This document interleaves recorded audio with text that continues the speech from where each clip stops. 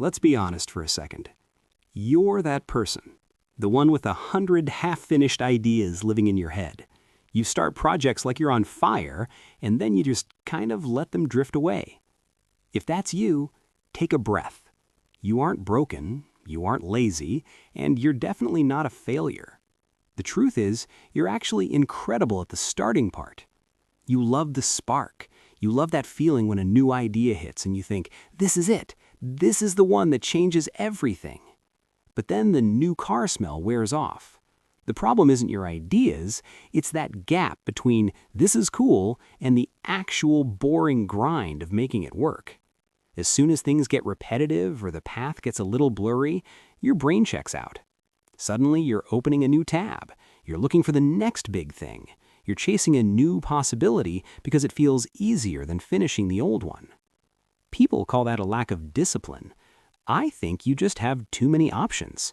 Every project feels like it could be 10 different things at once, so you freeze, or you jump ship, or you try to do everything and end up doing nothing.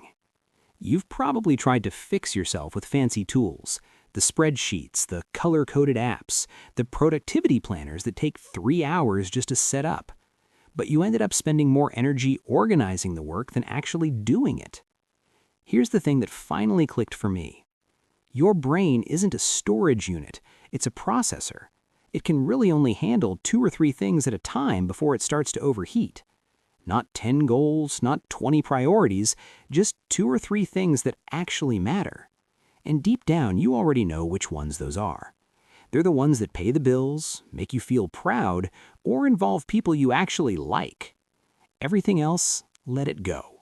It's not a failure to let a bad idea die, it's just clearing the clutter. The trick is to keep things almost stupidly simple. Forget the fancy layouts. Open a plain document, just bullet points. The client, one task, and a rough to-do list. If you can't describe a task in 5 or 6 words, don't even write it down. If it's too complicated to explain, your brain is going to find a reason to avoid it. And don't delete your progress. Just cross it out. You need to see that you're actually moving, even on the days it feels like you're stuck in the mud. Seeing that list of crossed-off items reminds you that you aren't starting from zero every morning.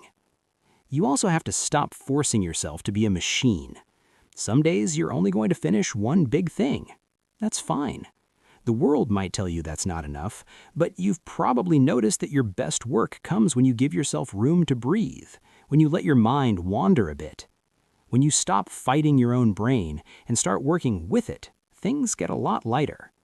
The high-stress, low-reward projects start to fall away, and what's left is the work that actually sustains you. So if you're a starter who struggles to be a finisher, stop beating yourself up. You aren't flaky, you're just a builder in a world that's obsessed with the final product.